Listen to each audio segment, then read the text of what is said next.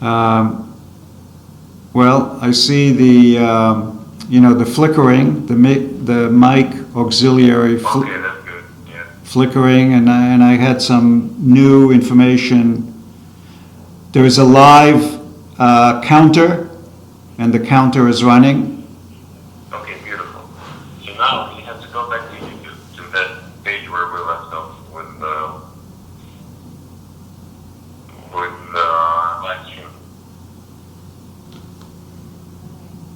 Okay.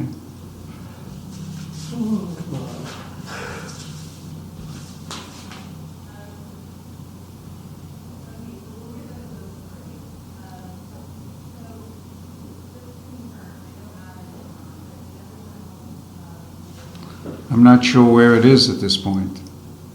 That's a problem. It should be in your browser. And the last page where we left off, and Okay, yeah, I'm there. can you tell me if it still says streaming over? Or something like stream over. I'm sorry? So that page on YouTube, right? Yes.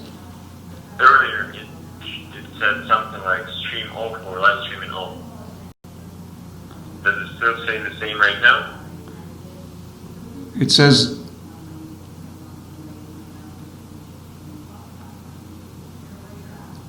it has the options on the left-hand side. It has the presentation appears here in a small box. So it's appears does appear there. Yes. Okay, beautiful. So you are alive right now. Okay. You are okay, beautiful. So I think we're able to see that. Let me just Sorry? give me just a moment here. I want to take a look at something.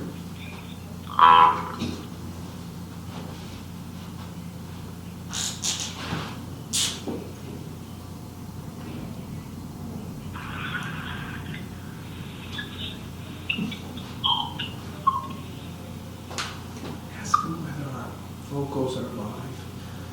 We don't want that to go live until we really want that to go live.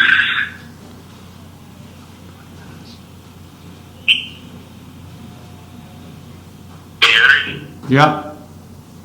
Can you switch sites for me? I'm looking at you right now on YouTube, and I just want to make sure that your site is open, switching. You are live. I just want to make people. All right, you're garbled, so I'm not quite understanding. Okay, my bad. Sorry. Mm-hmm. So can you move your slides down? I want to make sure that slides are. You mean advance them?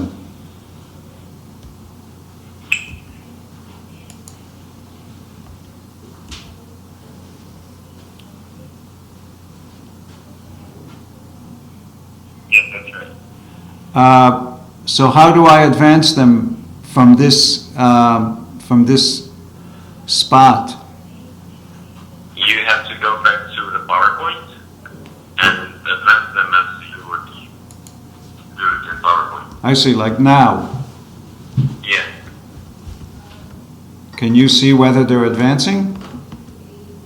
No, not yet, but I think there is.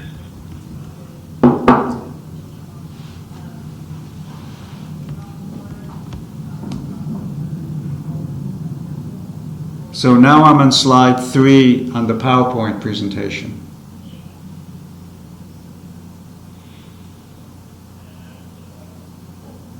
All right, beautiful.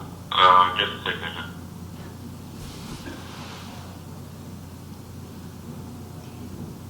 Yeah, they are. They are.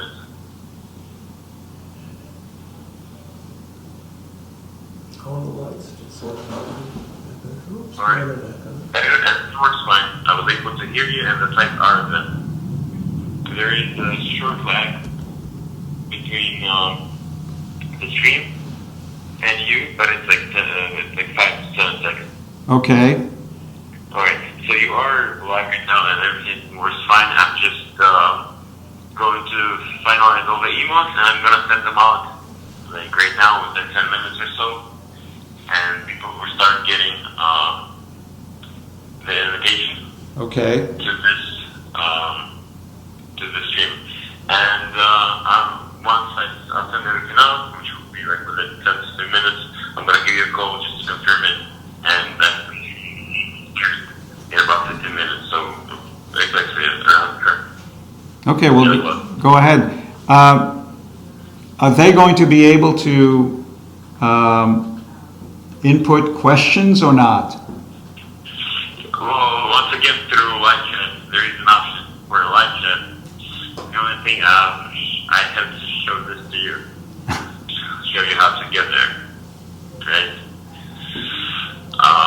Let me see. Let me check it out because I actually have to see. I didn't think about it yesterday. I'm gonna take a look at it, and I'm gonna let you know. Okay, but I guess first order of business is to send out the invites. Exactly. Yeah. Okay, all right, so call me back. All right. Okay, I will. bye. Talk to you soon. Are they here, can they hear us now talking? No. Oh, okay. I have 3 questions. Is it time for regulation? We know Europe that had it started in the sustainable investing arena before the domestic. The U.S. has adopted regulations with what seems to be mixed results. Well, it's early. Yes. Well, is it too early for the United States at this point? Mhm. That's one. And then view on future role of smaller managers, sustainable managers. You know, I've talked about how it seems to be some events made by the large guys, and that's where the activity is, but that's a second question. Then the downside risk of rebranding. I mean, there's a lot of it going on. Mhm. And my sense is investors aren't that stupid. They're seeing it. Let's lead off with that one. Well, I forgot what the other one was of the other day. I think we talked about. I think it may have had, you know, whether it was a reporting obligation, whether it rises above and beyond what is ordinarily provided on the fundamental side.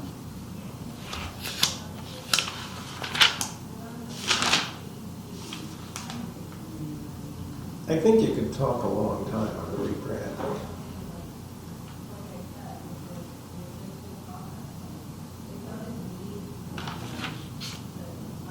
Yeah, rebranding, disclosure, transparency, outcomes, performance, trust, we talked about those elements. Yeah, I keep thinking about it, and it's really, there's a very real risk that a manager will look opportunistic, a little bit too opportunistic in rebranding, especially if they don't have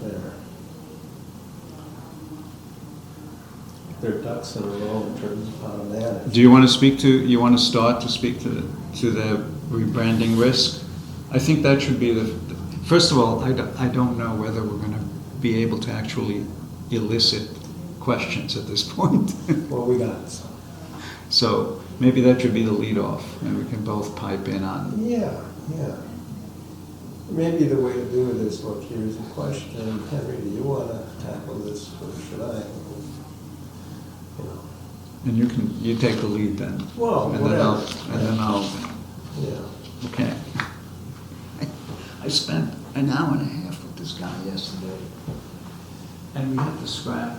I suggest that we use Cisco WebEx. We had to scrap it because it wasn't working. What is Cisco WebEx? It's another webinar platform. Maybe between sessions we should do. We need to do something. I'm just gonna. I'll walk with you. Yeah. We're the only guys.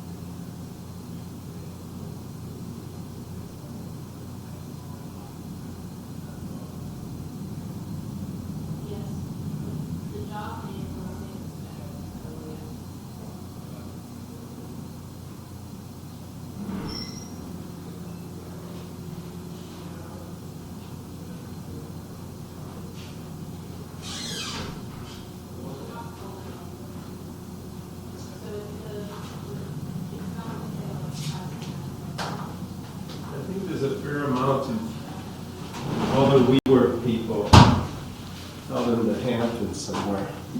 I don't know, Judge, it was very noisy here yesterday. People, A lot of ping pong, huh? that too. So go over, when are you gonna get into your new place? At the end of the month. At the end of this month, okay. Do you have a copy of the presentation or not? No, I'm fine. You're I'm fine, okay. I'm expecting to have all of about 5 minutes to give my, which is fine. Because the first couple blocks is really broad observations, and then it gets down into the more. Would you consider this, I wouldn't consider this a pastel color. No. Why are you using words like pastel? You aren't one of those, you aren't one of those silly boys, are you? Had I known, I would have. Alex sent me this guy, Dale, who gives you like an inspirational thought for the day. Yeah, what is his thought? I love these. Yeah, you do? Yeah. I send them to my daughter. I send them, Oh, okay. every once in a while I'll send a platitude to her. Well, And you know something? There are worse things that you can. So what's your thought for today? well, I mean, it's a whole thing about love and things will go well. It was, you know. What do you have against love, Henry? Yeah, this is the guy. Oh, It's a audio. that's okay. We'll listen later Yeah. when we can make a sound judgment on it. Hello. Welcome That's to the- PrivateTheDay.com. It is. That's Wow. the guy. Dale is his I name. think you have to be open to love just to put up with that in the morning. Oh, God. I'm sure this won't work so well.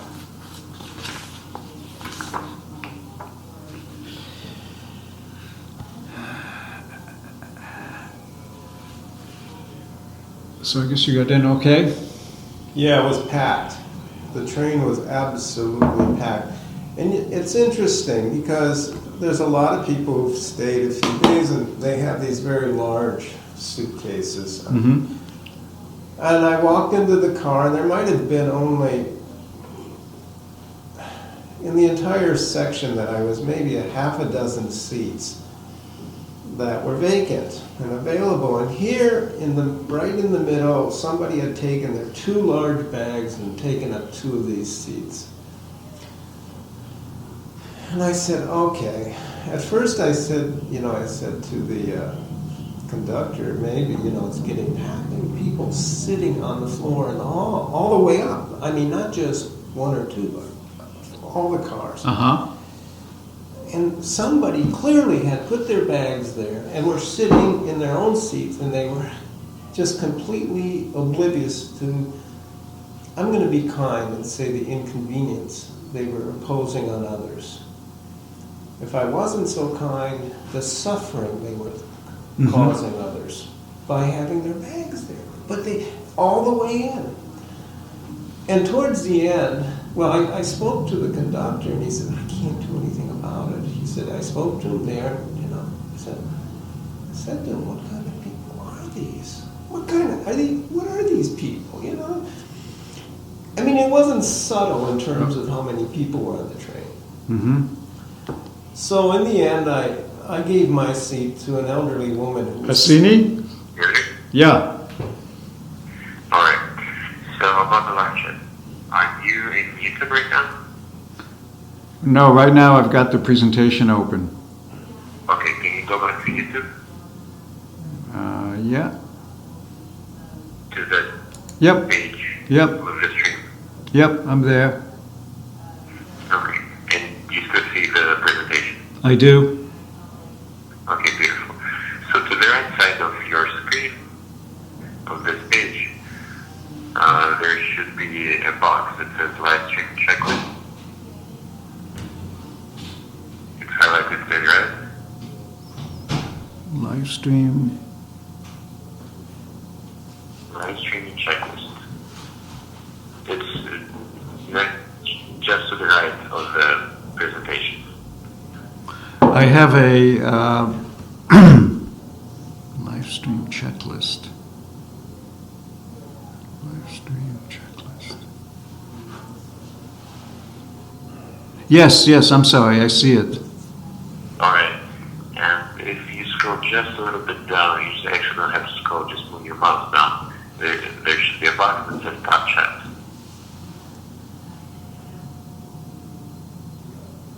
Yes, top chat, yeah. Okay, do you see a message that says hi Henry?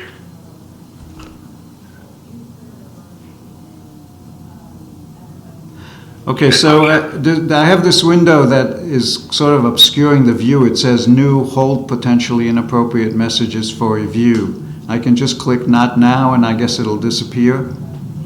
Okay, click that now. Yeah, okay. Right, now I see Henry Shilling say something. Welcome to live check, yeah? So this is top chat. In the top chat, do you see a message that says hi Henry? Yes, I do. Okay, so this top chat is enabled on your stream. Okay. So whenever people will be getting an email and go into the stream, there will be a top chat, and every single time they're gonna, if they wanna ask something, say something, you're gonna leave it in your top chat box. Okay. So that's So, about it. You're live. The emails are scheduled. They will go out in 10 minutes. And I think it's safe to assume that around 10:02 or 10:03 you can start. okay, so they won't be able to speak to me, but they'll be able to send the emails, They can right? only see and hear you. I'm sorry? The only way that's the only way participants can communicate with you is through top chat. Okay. They can see the presentation and they can hear what you're saying. Okay, and what I should do is work off the presentation page, right? And then go back to top chat to see if there are...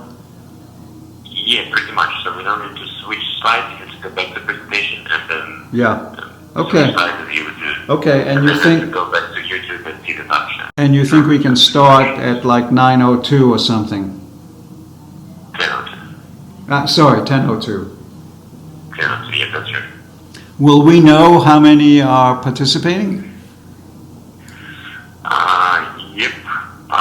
I just have to guide you there, and I would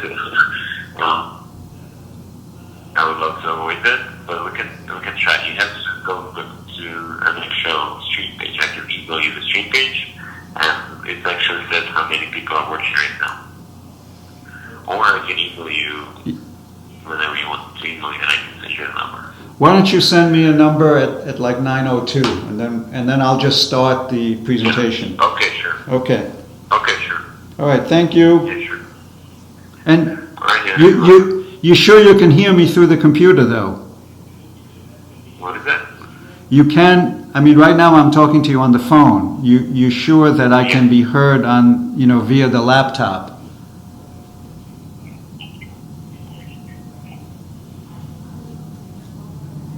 Actually, I was streaming, we were streaming radio here right at the station, and I was able to hear you as well. So, audio was fine. Okay. Okay. All right, Henry, good luck. Bye. Thanks.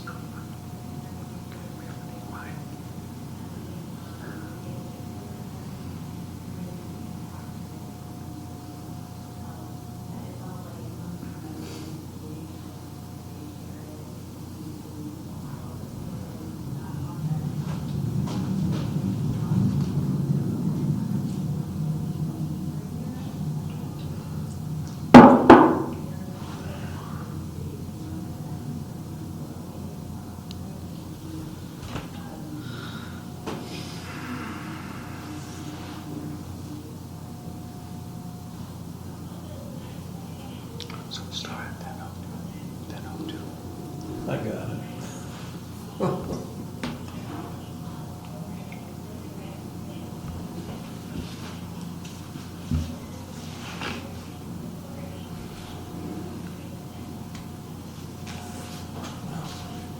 Can I speak? Will they hear me if I speak? I was just gonna end my little tale about the suitcase. After.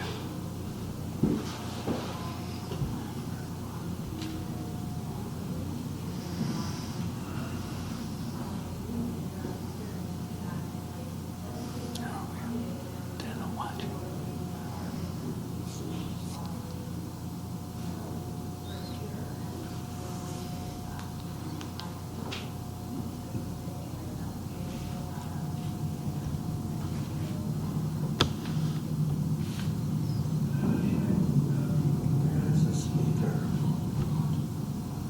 Like that.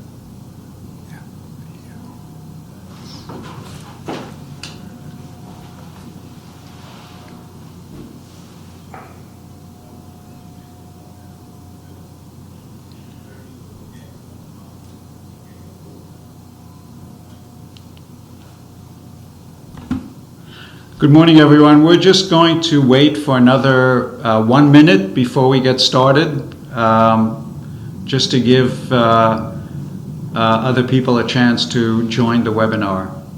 So just bear with us and we'll be with you in 60 seconds. Thank you.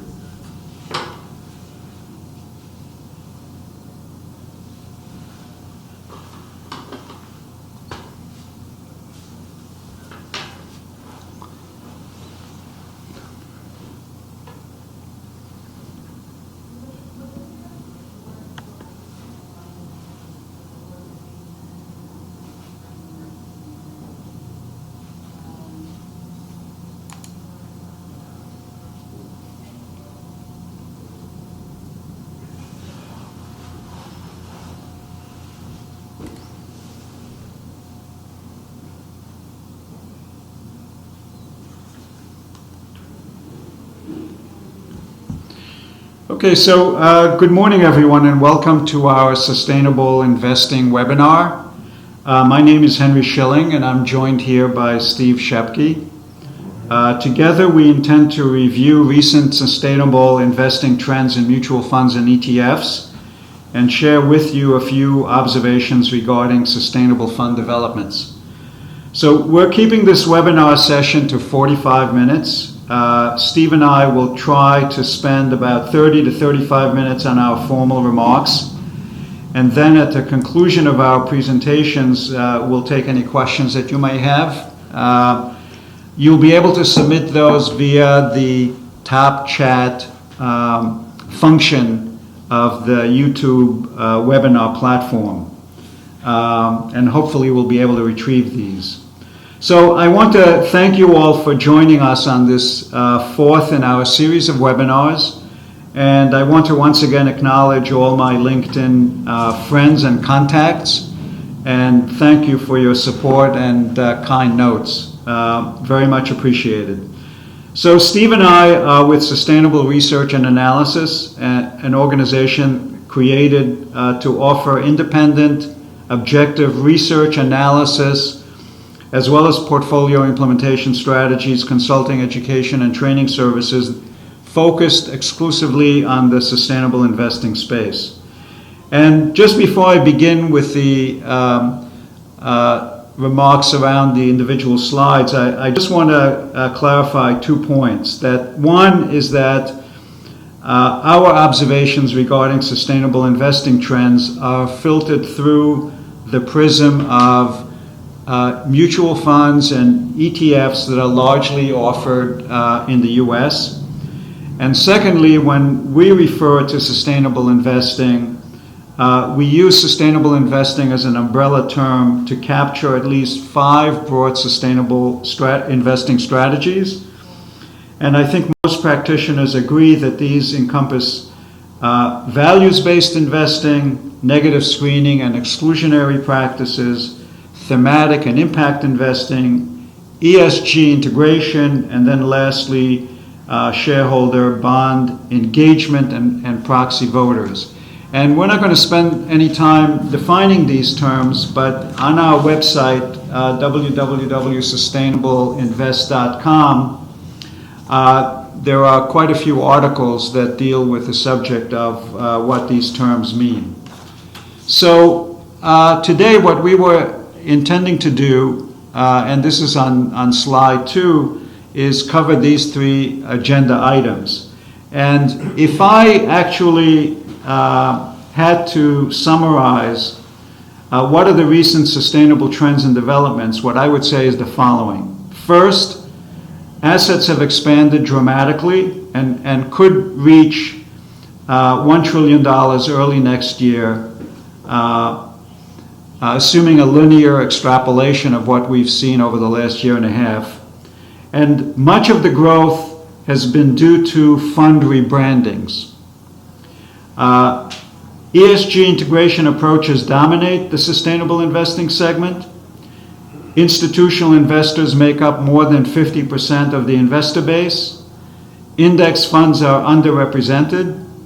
The segment is highly concentrated, and conventional asset management firms are now dominating. Reporting and disclosure practices vary, but are limited with respect to individual fund-specific explanations involving stock purchases, sales, and retention decisions, performance attribution implications, if any, and outcomes. And finally, what I would say is that investment performance results as yet are inconclusive given a limited number for proper evaluation of the implementation of ESG integration strategies in particular. So those are sort of my key takeaways, and those are the, as we drill down into the presentation, those observations that I made are going to be supported by the slides. And if you turn to the next slide, which is slide 3, it displays assets sourced to sustainable investing strategies. And what you can see here, hopefully, is the fact that mutual fund and ETF assets, both combined, reached an all-time high of $763 billion. There was a gain in the month of June alone of $52 billion. Since the start of the year, 372 or so billion in assets have been added. That trend continues into July, when 18.4 billion in sustainable assets were added to reach yet another all-time high of 781 billion in assets. That's not shown in the slide, but it reflects the latest data that we have. The sustainable investing segment, if you will, is still quite small. It represents only 3.7% of total long-term mutual fund and ETF assets. Most of the space is dominated by mutual funds versus ETFs. So about 98% of the assets are dominated by mutual funds. And while it's not shown on this slide, 84% of the assets are sourced to equity and equity-like funds.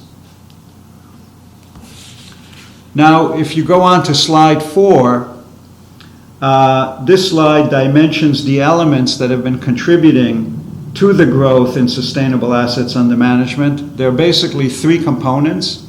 It's market movement, it's net cash flows, either positive or negative, and fund rebrandings. When I talk about fund rebrandings, what I'm referring to is the adoption on the part of existing funds, these are funds that have been offered for some time, the adoption of formal language in the prospectus to the effect that environmental, social governance factors are going to be incorporated into the investment decision-making process on a going forward basis. So that's what I mean by fund rebrandings. What we saw in the month of June in particular is not unlike what has been playing out for some time. The increase in June not only benefited from the strong market movement that we had when the S&P was up 7.05%, and therefore the market movement alone accounted for 38.8 billion of the gain that was achieved in June, and it was the largest gain that we had seen based on market movement alone this year. So that was the number one component. The second component was linked to fund rebrandings, which added $18 billion in assets. And then to that, we would add an estimated 4.8 billion in net cash outflows that were experienced in June.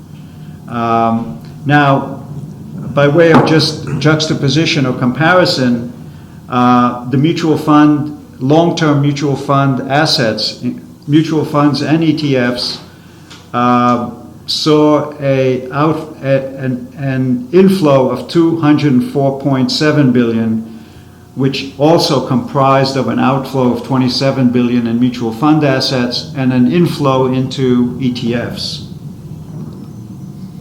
I'm shifting now to slide number 5, which actually displays the evolution of fund rebrandings.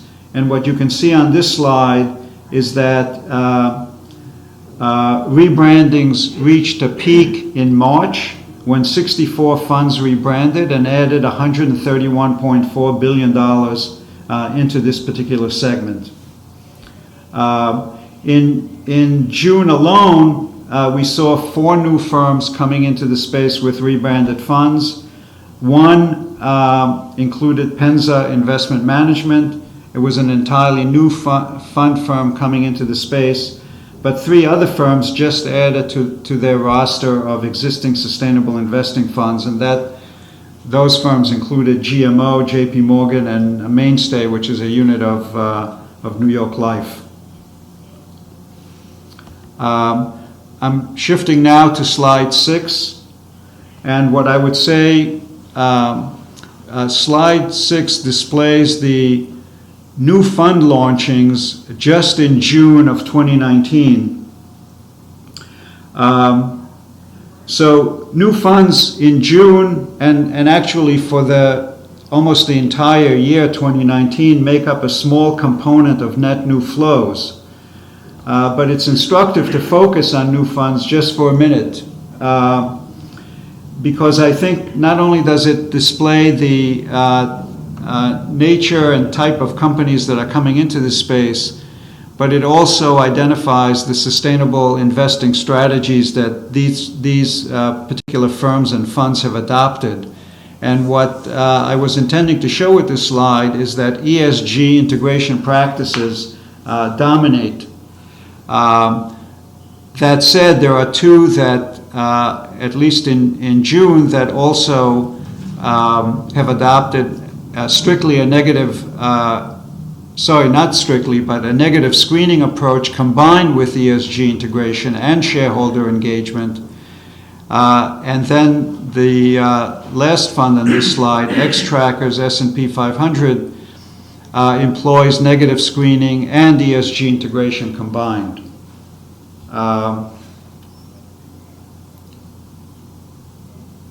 Now, the other thing that I want to add about what we saw in June is that it seems that some of these funds are adopting language regarding ESG integration that we hadn't seen before.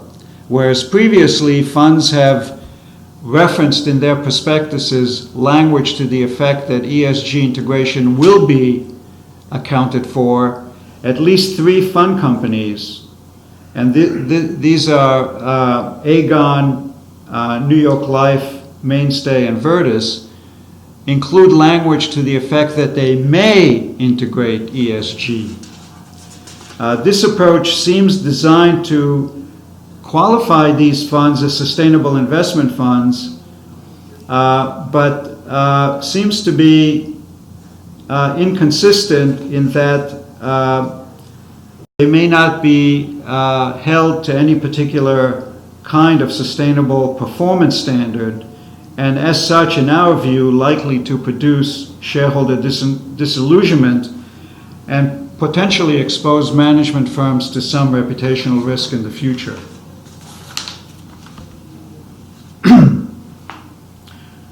The next slide, slide number 7, shows the fact that institutional investors represent at least 45.2% of the sustainable investing funds assets. Excuse me. And that runs up from 33.9% at the end of June of 2018. So about 50% of the assets are sourced exclusively to institutional investors. I think that number is on the low side because it doesn't reflect the fact that some funds offer share classes that are designed to capture both retail and institutional investors. So a large segment of this universe is dominated by institutional investors. And then the next slide displays the fact that sustainable index funds, and this applies only to mutual funds, not ETFs, is still underrepresented in that they make up only 0.002% of sustainable mutual fund assets. I'm moving on to the next slide, which displays the evolution of green bond funds. I introduced this slide because there's always interest in the green bond fund segment. Green bond funds reached about 400 million in assets at the end of June. That number is dominated by Calvert's Green Bond Fund, the oldest and largest of these. It accounts for about 70% of the assets. But this 400 million level is occurring at the time when green bond issuance reached 100 billion as of June of 2019 and is now expected to reach 200 billion for the first time at the end of the year. It might be interesting for those who don't follow the European regulations to know that the European Commission published a report entitled Report on EU Green Bond Standards, which proposes a voluntary non-legislative EU green bond standard to enhance the effectiveness, transparency, comparability, and credibility of the green bond market and to encourage market participants to issue more green bonds.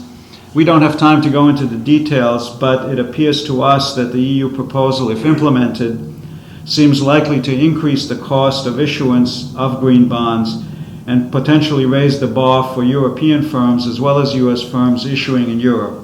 And this may serve to further limit the number of green bonds issued globally and potentially impede the achievement of scale required to transition to a low carbon economy. On the next slide, slide 10, we display the largest sustainable fund groups by net assets. These are the top 20 firms. The top 20 firms account for 88.6% of sustainable investing fund net assets. So it's highly concentrated. And what is interesting about this slide, if you were to compare it to what the top 20 firms looked like maybe 2 years ago, you would not see firms like Hartford Mutual, JP Morgan, Franklin Templeton, Legg Mason, Morgan Stanley, GMO, Mainstay. These are the conventional money management firms playing such a dominant role in this space. And it reflects the transformation that has been taking place in the sector with conventional firms coming in. And it's those firms that have been largely responsible for the rebranding phenomenon that I spoke about. The next slide displays the largest both equity funds and bond funds, along with the type of sustainable investing strategies that they have adopted. And again, the message here is that the strategy is dominated by ESG integration, meaning the systematic and consistent incorporation of environmental social governance factors where these are both relevant and material to decision making. Moving on to the next slide.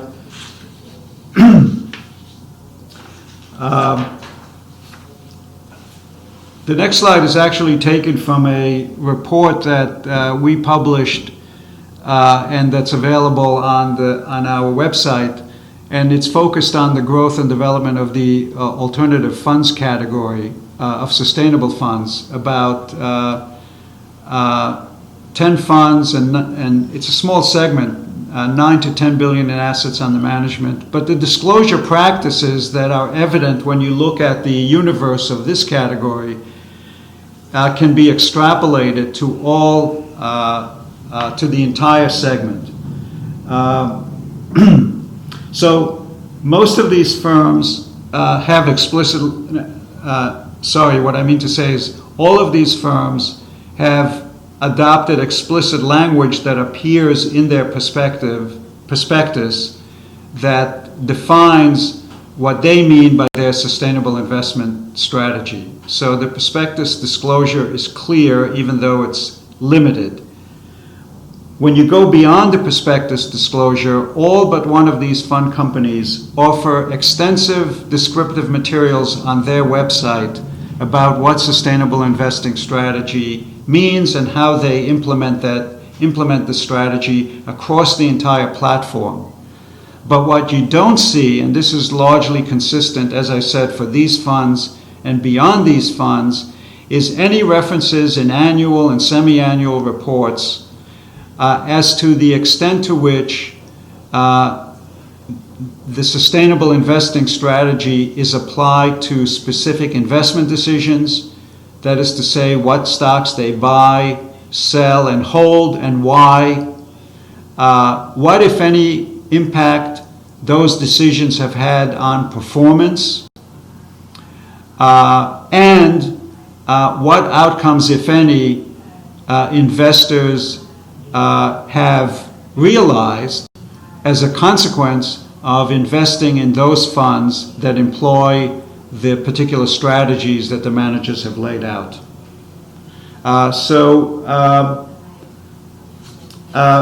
There's only one exception to that, and that relates to community capital management, which does offer a broad-based impact report, but it's not fund-specific. But it's better than disclosures that are provided by the other funds in this segment. The next to last slide that I'd like to touch upon is related to this proxy season voting results. It takes proxy results that were realized through the end of May, early June, when about 70% of the Russell 3000 annual general meetings were already held. As you probably all know, holdings overseen by asset managers, including fund firms managing active and passive assets, account for about 43% of the global equity market. And the results that have been achieved early on this season can be observed by the chart that we sourced to ISS Analytics. Based on data compiled by ISS through early June, for the third consecutive year, the number of shareholder proposals filed in the U.S. related to E&S issues surpassed the number of shareholder proposals related to governance issues. And through early June, about 48% received support above 30% of the votes cast. Companies are more prone to engage with proponents and satisfy their requests in relation to environmental and social disclosure targets compared to a few years ago. And continuing on trends observed in 2018, the percentage of environmental and social proposals that have been withdrawn through early June of 2019 are at record levels, with almost half of the proposals withdrawn.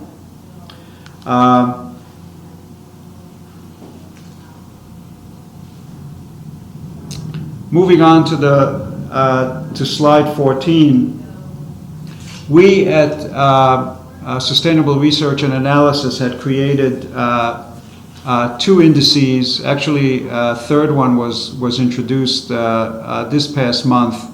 And what these two indices attempt to do is capture the performance of mutual funds that have adopted ESG integration strategies at the very least, but that may also employ companion sustainable strategies along with ESG integration.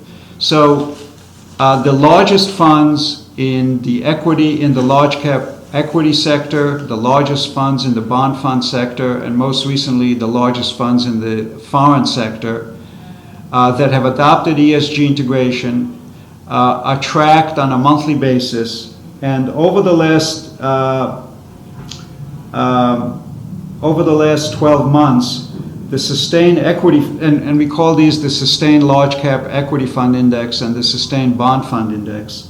And over the last 12 months, the sustained equity fund index has outperformed the S&P 500 by 108 basis points, 1.0%. The large cap equity fund index was initiated in December of 2016. When you look at the performance of this index since December 2016, the index lags the S&P 500 by 2.74%. The bond fund index was started more recently because we didn't have a sufficiently large group of funds to choose from. But over the last 12 months, the sustained bond fund index is ahead of the conventional Bloomberg Barclays aggregate bond index by 6 basis points. It registered a gain of 7.93% versus 7.87% for Bloomberg. The details of both indices are included in the appendix to this presentation, and we can certainly answer more questions about the performance of these two benchmarks during the Q&A. And with that, I'd like to turn the discussion over to Steve.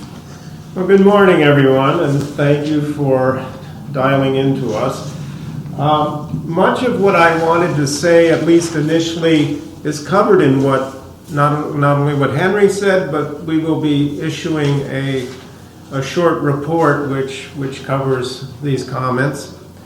I wanted to remind everyone that at Sustainable Research Analysis, we look at, on an ongoing basis, events and developments affecting or emulating from sustainable fund managers.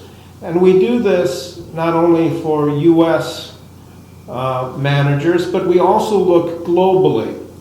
And I wanted to add this to what Henry said, because part of our rationale is we find that a lot that's going on overseas, and I will suggest primarily in the European Union, really serve as something of a precursor to what we anticipate might be broader trends occurring in our domestic market.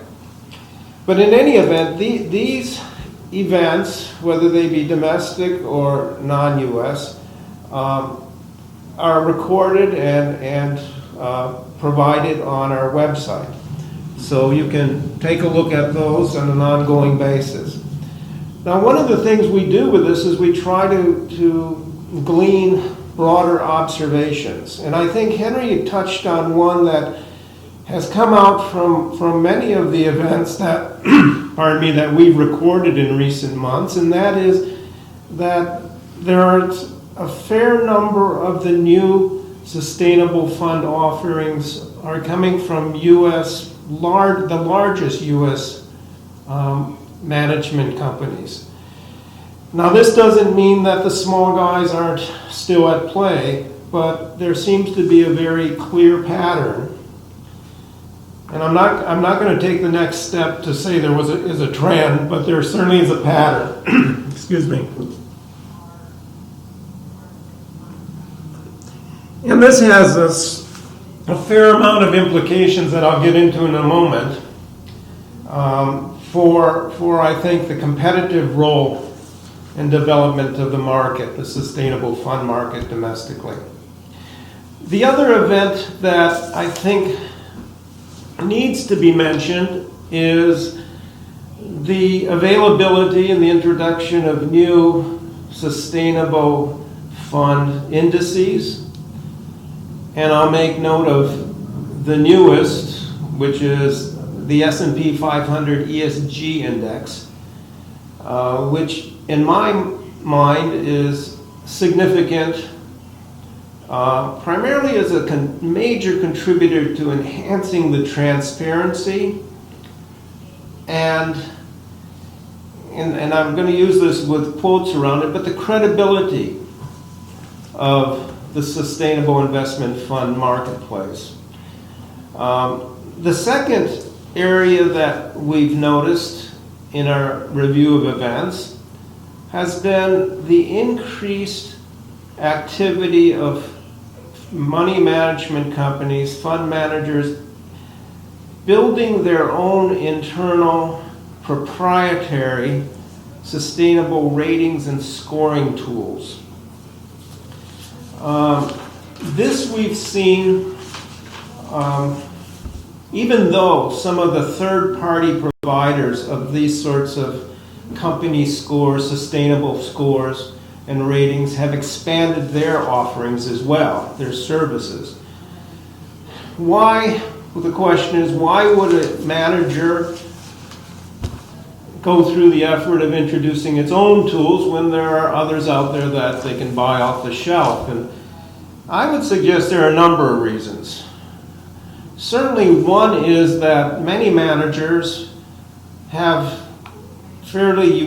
looking for unique capabilities in this area to match their investment portfolios, their policies and restrictions. They may invest in fairly narrow segments of the market or investment instruments, and by creating their own proprietary rating, sustainability rating tool, they can add a customized analytical element to their capabilities.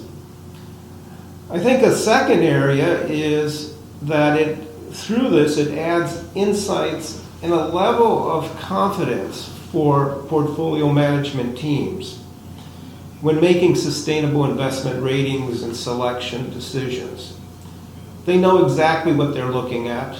They don't have to second guess a third-party provider's ratings or scores. And as I mentioned, that provides a level of comfort and confidence.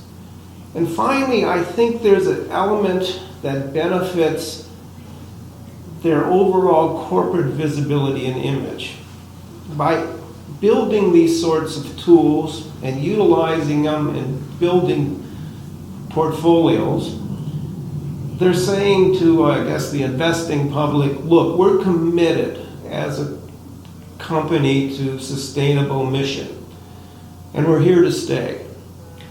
And I wanted to mention this in particular in light of the rebranding that's going on. Because this takes the rebranding element an extra step. It says not only are we rebranding, but look, we're building the infrastructure to truly meet sustainability objectives and goals. All right, with the time I have left, I'd like to speak to some of the challenges and evolving roles for U.S.-based sustainable fund managers. And this again steps off of what Henry mentioned, and I reiterated on the size element. I think when you look at large companies or large sustainable management companies versus small, you see very distinct benefit and risk elements. Certainly, the largest companies have the resources. They certainly have the market presence, visibility, and distribution networks to essentially sell their product once it's issued. And many of them already have the infrastructure in place to introduce such products. This is good for the big guys. The smaller companies and the new entrants in particular are facing impedances as a consequence and very real barriers to entry. But on the plus side for the smaller firms, I believe they have an ability to quickly innovate and be more flexible with product design. In other words, they're not in a large, established, in some ways immobile, and I'm using this not to characterize all of the large companies, but environment and culture. So they are able to specialize, and if they do, there's less disruption. And by extension, I think the smaller companies can take that specialization to the marketplace and say, see, we've got this niche that we've been experts in for a while, and look at us, very simply. Now, on the downside, as I already mentioned, the small shops face barriers to entry, and those are fairly straightforward, I think. The larger shops have an entirely different area of, I think, either a downside or a risk element. As the largest players in the industry, and certainly as sustainable investment providers, they are taking on an added responsibility and a leadership role. The investing public, the regulators, and others are going to look to them to say, what can you offer? And what's needed or not needed? And by that, I would focus on several areas. One is the discussion around sustainable funds has continually brought up the issue of how sustainable funds are rated and the scoring standards that are used. What's the underlying parameters that define sustainability, or good sustainable investment, or a less good or solid sustainable investment? And I think the large companies are going to be, in many ways, forced to define those standards. Secondly, they're going to have to deal with the investment process, transparency, and disclosure issues related to making those distinctions in their investments. A third area, which we haven't heard much about, but is, I think, on the horizon, is at some point the issue of self-regulation, the guidelines Here you are, an industry, you're introducing this product area, sustainable investment funds. How do you plan to self-regulate? And I'm saying that as the environment now stands where there isn't a regulatory or a codified set of regulations from our regulatory bodies yet. So the large firms will be looked at or looked to define those self-regulatory guidelines. And finally, and I think this is probably one of the toughest areas that the large firms as leaders in this industry will face, is the changing and evolving nature of what ESG issues are. And what are the concerns? And this brings into question concepts such as environmental justice, social justice, and political pressures. By providing or offering sustainable investment funds, these realms, which traditionally mutual fund managers and investment managers in general haven't, I'm not going to say they avoided, but they haven't jumped in with both feet, that these are going to come to the forefront. And the large companies are ultimately will be called upon to define these elements and what it means and whether it should be taken in consideration, say an environmental justice issue. And they'll not only define it for themselves but for the industry. And this, by extension, will define the industry's credibility, its image, and its reputation with respect to addressing sustainable issues. And that, I believe, is, I'm not certain the word is downside, but it's certainly a risk that comes with being large and playing in this area. And I think in the near future, in the midterm, you're certainly going to hear a lot more discussion on this and whether a sustainable manager should be dealing with one issue or not, and to what extent. And I'll leave it at that, Henry. Thank you, Steve. This concludes the formal remarks segment of the webinar, of the presentation, and we're happy and available to take any questions that you might have that you can submit via the Tap Chat section of the webinar platform.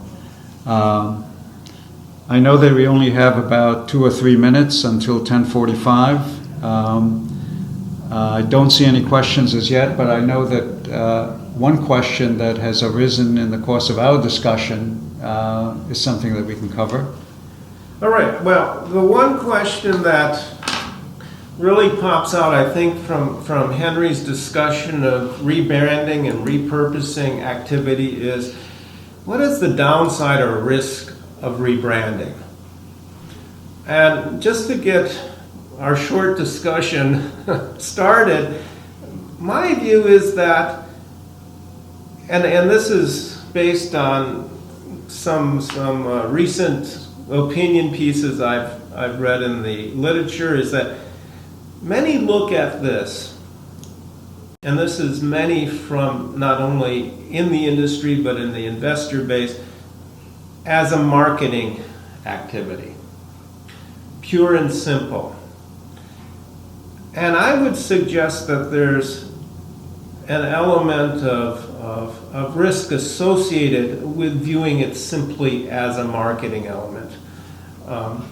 And I think investors see it as such in certain cases, and I think the big question mark is, what is their responds to seeing it as solely a market play. And I'm throwing that out more as a rhetorical question. And one thing I'd like to add is that if you have watched commercials on television for your cable television and streaming services, you'll see that some of the commercials, there's one provider here in the New York area that's actually making their whole position on, look at what the competition's doing. They're saying they can do this, this, and this, and this, and you're tired of hearing it. You just want the results. And I worry about that sort of reputational risk affecting the sustainable investment fund industry. Right, and the only thing that I would add, Steve, is that when it comes to sustainable investing, it seems to me that what investors are seeking to achieve is the duality of market-based financial returns and some positive social outcome. And to the extent that they are, to the extent that those positive social outcomes are not apparent to them and are not made explicit over time, there is the risk that investors will be disillusioned, and at the same time it will expose management firms to reputational risk. Exactly. And I think with that we've reached the 10:45, actually 10:46 point, so we're going to bring the webinar to a close. We appreciate your attendance and participation, and we encourage you to reach out to us with any follow-on questions that you might have, and to the extent that you might be interested in exploring any of the points and comments that we made. We're happy to have one-on-one discussions as well, and do reach out to the website and